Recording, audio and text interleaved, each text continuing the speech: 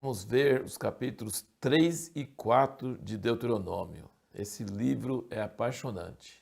Usa termos de amor, de carinho. Vós que vos apegaste ao Senhor, ame o Senhor teu Deus. É um livro muito apaixonante, muito maravilhoso. Conta os mesmos casos, as mesmas coisas, reconta as coisas para a nova geração, mas é uma forma assim muito inspirada de falar sobre as coisas. E agora sobre aquela pergunta que nós repetimos, né? Assim, no último vídeo nós falamos, por que Deus não deixou Moisés entrar na terra? Vou ler um trecho aqui que eu escrevi sobre isso. Deus, em alguns casos, se deixa mover pelo arrependimento de alguém ou pela sua súplica. Em muitos casos Deus permite, Deus é movido, Deus muda. Nós vimos isso que Deus fez. E muda a sua ordem, o seu decreto. Em outros momentos, porém, ele não muda de jeito nenhum.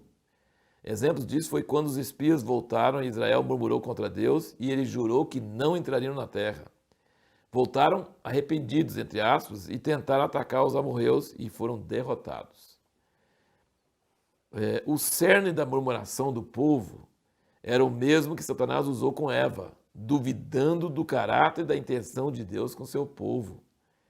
Tipo, Deus nos trouxe aqui para nos destruir, Ele nos trouxe aqui para nos matar no deserto, Ele nos trouxe aqui para morrer, nós e nossas mulheres, nossos filhos, diante desses gigantes. É duvidar da intenção de Deus, é duvidar da palavra dEle, do caráter dEle. Isso, para Deus, é uma coisa terrível. Não se deve brincar com Deus. E outro exemplo foi Moisés suplicar a Deus para deixar ele entrar na terra. Aqui nesses capítulos, nesses primeiros capítulos de Deuteronômio, ele roga, né? Ele fala a Deus, rogo-te, Deus, mostra-me. E o capítulo 3, versículo 26, ele diz, mas o Senhor indignou-se muito contra mim por causa de vós e não me ouviu. Antes me disse, basta, não me fales mais nisso. Então, várias vezes nesse capítulo você percebe o coração de Moisés, como ele ficou doído, como ele ficou machucado.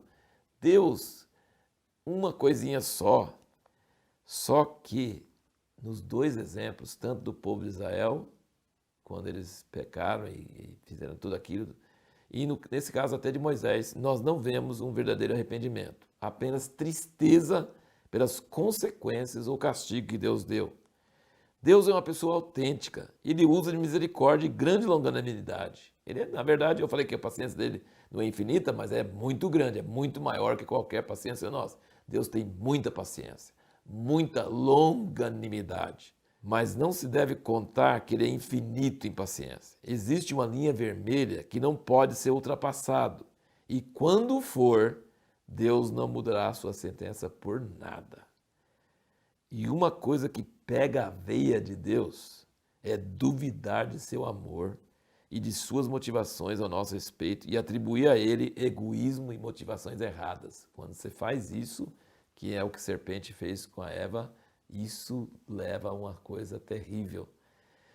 Por que eu digo que Moisés, é claro que Moisés não estava murmurando, não estava fazendo nada dessas coisas que o povo fez. E eles atravessaram aquela linha vermelha e Deus falou, chega! Eu já aguentei demais, mas nesse ponto agora acabou. Pode orar, pode interceder, eu perdoo, mas não vou permitir entrar na terra. Não adianta tentar, não adianta suplicar, está jurado, não vai acontecer. Com Moisés é diferente, mas ele também passou uma linha vermelha no sentido de mal representar Deus diante do povo, não santificar o nome de Deus diante do povo. E por mais que orasse, suplicasse, não ia adiantar. E por que eu digo, isso é uma opinião própria, outros podem discordar, mas eu sinto que Moisés não estava arrependido não. Porque toda vez que ele menciona aqui em Deuteronômio, sabe o que ele fala? Por culpa de vocês que eu não vou entrar na terra. Vocês me fizeram raiva. Vocês fizeram eu pecar. Foi culpa de vocês. E quando você arrepende, você não diz isso, culpa de vocês. Nunca fala que é culpa do outro, que você pecou. E toda vez aqui Moisés diz que foi culpa deles. De fato, eles eram terríveis. De fato, eles fizeram ele ficar com raiva, mas a culpa não pode ser do povo. O castigo era para ele, porque ele não obedeceu a ordem de Deus sobre esse caso.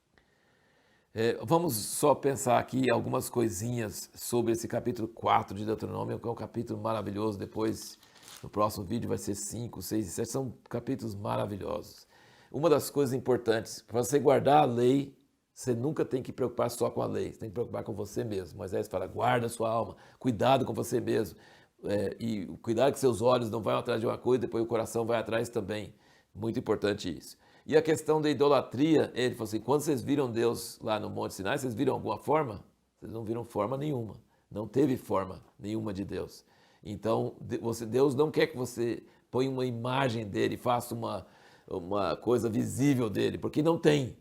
Ele quer que você creia num Deus que fala, num Deus que pode ser ouvido. E outra coisa ele diz também, ele fala assim, que povo é igual a vocês, que tem um Deus tão próximo de si, que responde, que atende às orações de seu povo. Isso é uma coisa tremenda, ele fala. E que povo tem uma lei tão bonita, tão maravilhosa, tão justa como a nossa.